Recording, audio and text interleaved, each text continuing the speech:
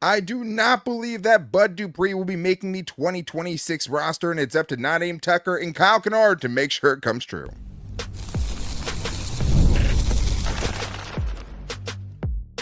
You are Locked On Chargers, your daily podcast on the Los Angeles Chargers. Part of the Locked On Podcast Network, your team every day. What is up, and welcome into the Locked On Chargers podcast. I'm your host, Daniel Wade, joined as always by my co-host, David Droegemeier. And on today's bonus episode, we're going to be looking at one of the potential cut candidates this year in Bud Dupree and why it's going to be up to a dark horse and Naim Tucker, who's obviously very close with Chris O'Leary from their time together last year at Western Michigan, and Kyle Kennard to take that step that we're all hoping he takes in 2026 to ensure what I'm saying is true, and that is that Bud Dupree will not be on the roster in 2026. And I think it just starts with the Chargers obviously being, in a spot when their edge room where Bud Dupree is not edge 3 anymore, right? Bud Dupree is edge 4, and now it kind of feels like there's going to be a 3-man competition for that 4th spot, assuming that they keep 4 edge rushers, right? And if they do end up keeping only 4, I do think this is the year where even after getting an extension before the 2024-5 season and now picking up, the bonus that he made at the beginning of this year, Bud Dupree, after really struggling and not bringing much to this defense, really over the most of the last 2 years, will not be making the 53-man roster in 2026. Yeah, I'm with you on here. When you look at what he did last year, we're talking 16 games, 16 tackles, 1 tackle per game, 2 sacks, 19 pressures, 2 tackles for loss, and 1 passes defense. His pass rush win rate was 5.3, which is ranked 89th out of 91. That is unequivocally terrible. Just awful. Really, really bad, not productive whatsoever. A guy who, it just felt like just sticking around. And, it's up to the guys that are on the bottom of the depth chart to take his spot and to make him go into retirement, right? That's really what it is at this point in time. It's going to be a challenge for those guys because of what happened last year for Kyle Kennard especially, but there is an opportunity here, a real opportunity. And you look across this Chargers defense, you look across this football team, Daniel, there is not a lot of position groups where there is a spot for the taking. I think this is clearly one of them. Yeah, it does feel like one of the bigger kind of position group battles going into training camp. And I just think that it's like if you're still in the spot where you feel like you have to have Bud Dupree to kind of get a certain base level out of that edge 4 spot, then that's more of an indictment of those guys who are trying to take his job more than it is Bud Dupree kind of turning a corner at this point in his career, which is just incredibly unlikely, right? Like that just is what it is. So I think that you have to hope that someone can come and take his spot because, the pass rush production that he's had, it's just super inefficient. Like, you are worse when he's out there, especially if he has to get after the passer. Like, he's, one of the least efficient pass rushers as far as pass rush win percentage and total pressures based on how many times he actually gets to rush out of anyone in the league that's getting as many snaps as he is, right? So, like, it's not really that tough of a decision to me, yet the Chargers have been so kind of uncertain in that spot that they've had to keep him around and had to extend him. Right now, you did take a first-round edge rusher in Akheem Mesidor, so now you at least feel pretty good about where that edge 3 spot is. You have a guy that's not only a first-round pick, but a guy who is older and a little bit more mature and should be able to come in and contribute for you right away. But do they trust a first-round pick and then a guy like Kyle Kennard to be that 4th guy and basically have a first, basically 2 first-year players with how little Kyle Kennard actually played last year. And that's why it really is up to Kyle Kennard to make sure this happens. And man, if he can't beat out Bud Dupree this year, like, that's on you, because guess what? If you're not taking his spot, he's taking your spot. There's no question about it, right? I think for Kyle Kennard, he has to know that he's absolutely on the bubble. I think he has to know, with the way that this room is constructed, with the way this defense is set up, that he has to show up and perform. I mean, last year playing 80 total snaps, and really most of those coming in the last game of the season, of the regular season, over half, coming in that game. 0 pressures and only two tackles recorded in his entire rookie season, and that's just not good enough. And we know, based off of, what we've seen with Justin Eboigbe, that, after his rookie season, he was sent home with some very clear homework. Hey, we need you to put on some weight so you can be a little bit more effective on the inside. He was able to answer that call, and it turned into immediate dividends for him, turning in a 6-sack performance and being the most effective interior pass rusher on the team last year. I think, it's going to take a similar type of rise for Kyle Kennard to be able to show up and perform and beat out Bud Dupree, because we didn't see anything last year. Really not even any flashes that we can hold our, say, hey, that's something that I feel like we can work on, we can build on. Nothing, none of that. So hopefully he takes the direction and all of the coaching points that they sent home with him, and that he's in the lab and he shows up a different player ready to take Bud Dupree's spot. And if not, the Chargers are going to probably have to bail out early on a guy they drafted in the 4th round last year. And it just, when you're talking about a dude who was the SEC Defensive Player of the Year in 2024, the Nagurski Award winner, a guy who came out with good measurables, 6'4", 254, a little light, but 34-inch arm. Yeah, great length. Good athletic ability, right? And the biggest question was his physicality, and if you would kind of only be a designated pass rusher, or if he could kind of be a more full-term edge rusher in the league. He didn't even look like a designated pass rusher, right? In the preseason and training camp, and once, the few snaps he actually got. So, he has to come a long way, but, we're not asking him to beat out Jason Taylor, right? We're not asking him to beat out somebody, that, is really good, this Khalil Mack, this right? should be a competition, right? And if he made the necessary adjustments and improvements, he should absolutely be able to beat out Bud Dupree. But there is a dark horse in the race, and it's one that's very familiar with Chris O'Leary, and it's not Naim Tucker. And Chris O'Leary did talk about him. He is a guy that you can't rule out of this conversation as well. We're getting into that and more. It's his Locked On Chargers podcast.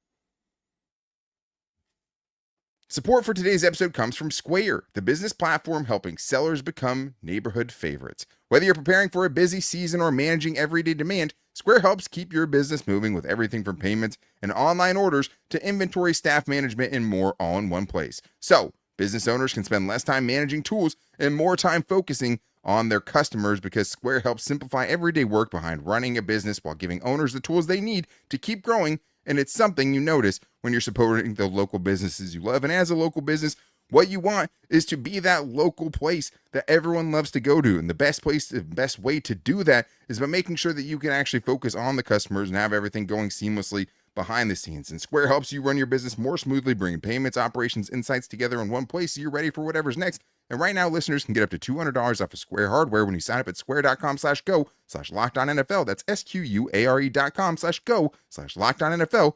Get started with Square and build a setup that works the way that you do. Running a business shouldn't feel like you're trying to connect a bunch of systems that were never designed to work together. One app for accounting, another for inventory, another for sales, and somehow none of them talk to each other. That's where Odoo comes in, because Odoo is an all-in-one business management software that brings every part of your business together in one powerful platform. From sales and accounting to inventory and marketing, everything works in one place, helping your team move faster and stay organized and focus on growing the business instead of managing software. The best organizations know that success isn't just about talent, it's about having everyone working towards the same goal. And that's true in sports, just like it is in business. And I think true for the conversation we're having today, which is just about, hey, at least the Chargers are at a place as an organization now where they don't have to keep guys who aren't playing well, potentially like the one we're talking about today, because they're a well-run organization. And great organizations win because operations matter. And that's why you should go do. Try for free today at odoo.com/lockedon. That's odoo.com/lockedon.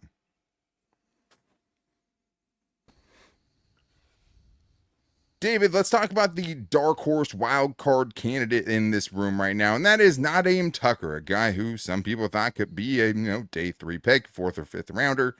Ends up going undrafted, and once he went undrafted, there was not much question about where he was going to go. He ends up with the Chargers and his former defensive coordinator, Chris O'Leary, after setting that the college football ranks on fire at his level right at Western Michigan with 14 plus sacks, and really, putting himself on the map to even be considered to be drafted after kind of toiling away at Houston his first 3 seasons.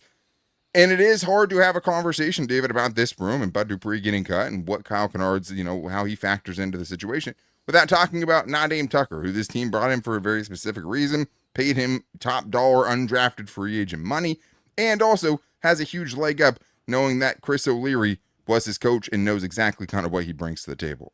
Yeah, no question about it. He absolutely does. Like, this is another kind of Junior Colson, Jesse Minter type situation, right? Where there really is no better opportunity for Naim Tucker to make it in this league than to join his defensive coordinator that he had in college, and now is going to be able to have him in the NFL, right? Like, it's a perfect spot for him. And, Chris O'Leary said, I don't know why he didn't get drafted. I told people the whole season he's an NFL guy. We thought about drafting him. It was a conversation. We're excited to have him. I think his skill set is unique. He is a really good pass rusher.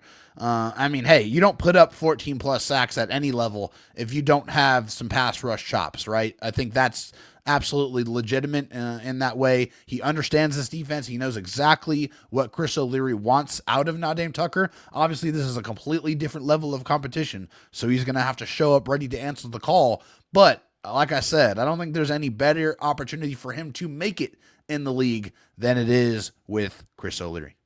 Yeah, and I think to his credit, right, he did have 2 sacks and 3.5 tackles for loss versus Michigan State and Illinois, the 2 kind of big dog teams they had, Big Ten teams on their schedule. And I think there is also a chance with them, the kind of added factor to this is he may play well enough in the preseason where if they do release him, another team could bring him in on waivers, because I'm sure this was a guy who had a lot of offers as an undrafted free agent for sure. If he does ball out, can you risk putting him on waivers, right? Or will he get snagged up right away? Like, I do think if he does make it through, like, the practice squad is definitely the floor for him. Yeah. And also kind of weird, Ty was teammates with Jamari Caldwell at Houston in 2023, but I think maybe he registered 1 sack. I don't even know if he had 1 sack in his first 3 seasons in college football, and then exploded last year, transferring to Western Michigan, having Chris O'Leary see the vision, right, and helping him have a career year. But the biggest question with him is the size. 6'1", 247, 31 3/8 inch arms. But Chris O'Leary doesn't seem to be, thinking he'll have a problem with the physicality problem or part of it all. He thinks that it's actually going to be something that surprises a lot of people.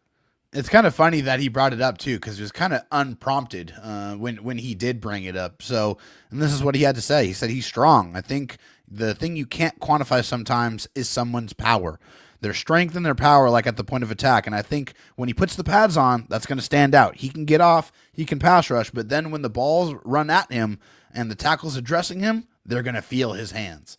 And I think that's going to be extremely important and probably one of the biggest determining factors if he's going to be able to make it at this level, is if he's going to be able to hold up on the edge in run support, right? Being physical, being violent enough to be able to hold up against some very big, very athletic tackles that are trying to move him out of the way.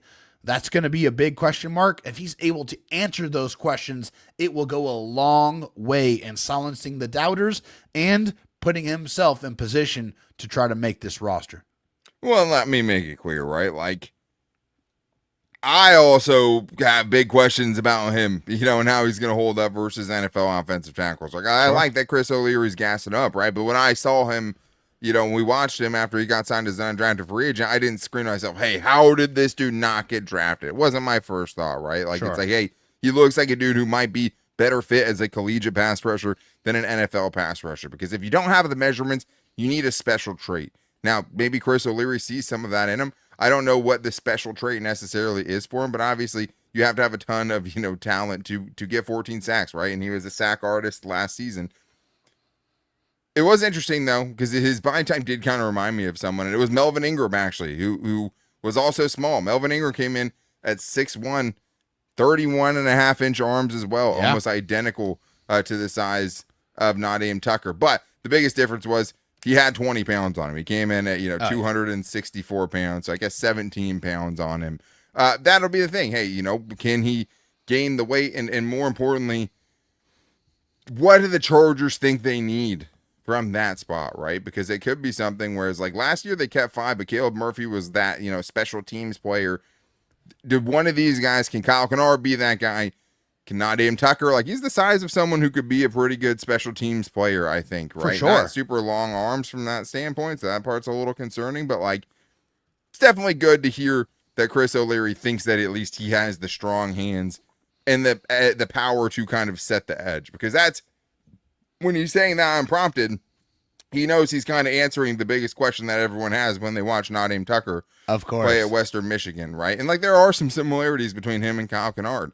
But if you feel good about Mesidor and Thule and Khalil Mack, maybe you don't need that full-fledged edge stopper, right? The guy that can be out there all the time. Maybe you can roll the dice on a more pass rush specialist type of guy and just see how much juice you can get out there on the field. Because I think Kennard, obviously, in 2024 in college, showed he had juice. Naim Tucker last year showed that he had a ton of juice playing for Western Michigan, and knows he has a guy who knows how to use him in Chris O'Leary. But that's going to wrap things up for today's show. Tomorrow's a little bit in flux. We were supposed to be interviewing the director, so that show will come out either tomorrow on Friday, as you guys are hearing this, or it will come out on Monday. And then if not, the other show we're going to be doing is looking at each position group on the defense and talking about whether they improved from where they were at this time in 2025. But to make sure you guys don't miss it, go subscribe or follow for free on the Locked On Chargers YouTube channel and listen wherever you get your podcast from, as well as finding the show every day on all of our social media, at Locked On LAC on Twitter, at Locked On Chargers on Instagram, and our Locked On Chargers Facebook page. If you want an ad-free audio version of every show, you can get that now. You don't want ads, you have that option now with the Locked On Everydayer Club, which you can find out about in the show notes, where you get exclusive access to the Locked On Chargers Discord channel, plus an ad-free audio version of the show every day. But that's going to wrap things up for today's show. Make sure you guys are back with us tomorrow. But until then, take it easy and go Bolts.